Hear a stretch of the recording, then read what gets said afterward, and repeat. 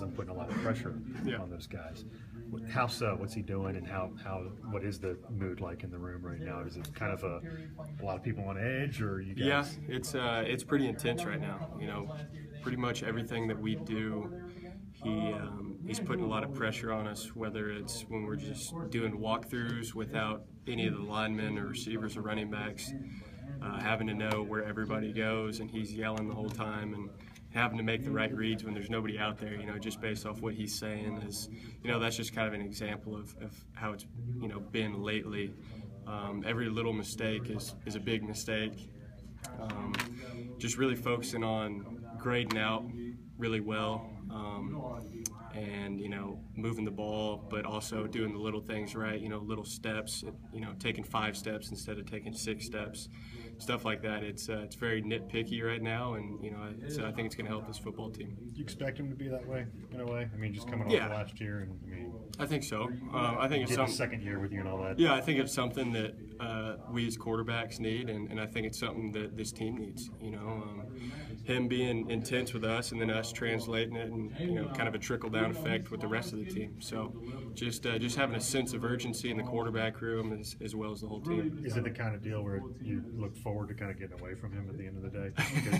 Sometimes you get a full dose of him, and it's like I don't need any more of that. Every now and then, you know, if it's a good day, then it's not terrible, I guess. But if it's not a great day, then it's pretty terrible. So, no, it's good. You just got to take it in a positive way, not take anything personal, and, you know, just take your coaching and move on. It seems like the back was a pretty minor thing, but anytime something happens to your back now, you just kind of get a little itchy about it, like, oh no, this might be something.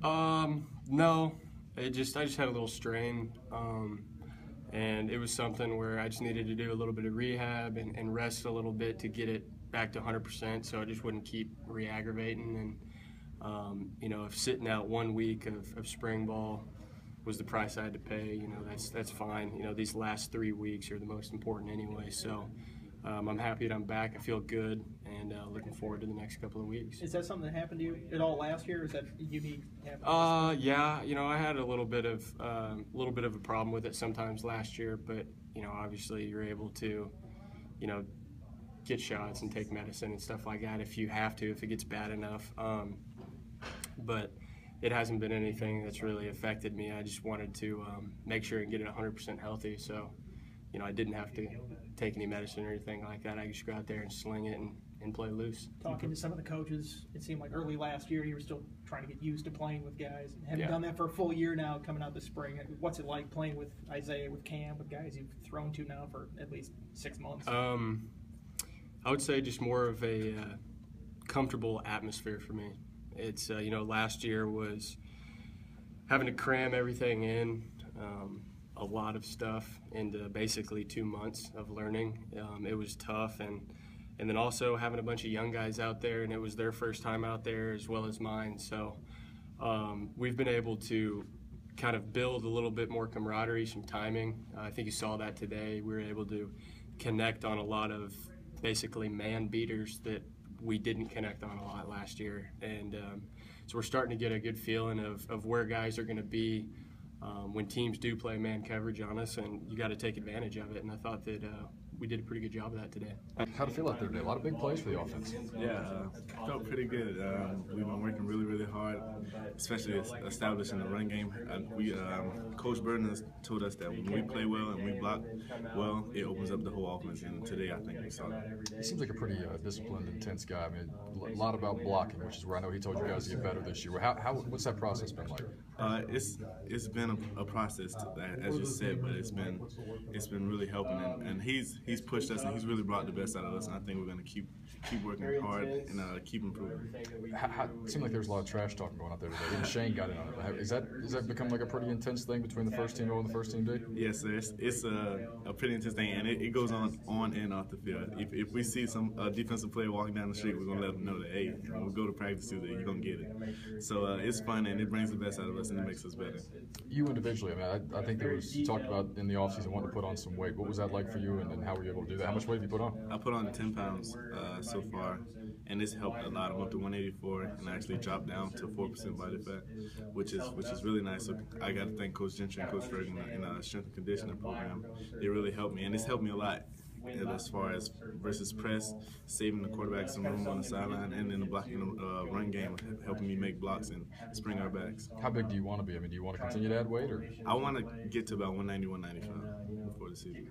You had a couple big catches today. Second scrimmage of the year, we just still trying to find our ways. Even though I played last year, Coach Foster still want me to do different things. He's still changing plays up from last year, so always being technique sound and just having fun with the friends out there, no matter what. You guys got hit for some big plays by the offense, more than Bud says he's seen in this time here. Yeah. What's it like to go through an afternoon like that? Oh, rough. So rough. Even after Coach Foster had been talking to us, he was just like, I never seen nothing like this before. All the big plays we gave up, he was like, we definitely got to correct stuff. But it was just a lot of young kids in there for the first time. We put in new stuff last week, so we're just trying to just fix everything and just fix the little things, and everything should be all right. Was he talking to you, or was he yelling at you guys? Like, Oh, what is Bud's demeanor like after a scrimmage? Like Oh, it's both. He was talking because he's out of breath, but then when he catches breath, he's back to the yelling no matter what. He's just a hard-nosed dude. He always wants everything to be perfect. He's always telling us, you don't want to be average, you want to be great. So just go out there, have fun no matter what. But just, you got to do your job, because if you don't, you see what happens. Any gap that's not filled pops right through. Any DB that ain't covering it tight enough, go right over top. How different is this spring for you, having gone through as a starter for a year before?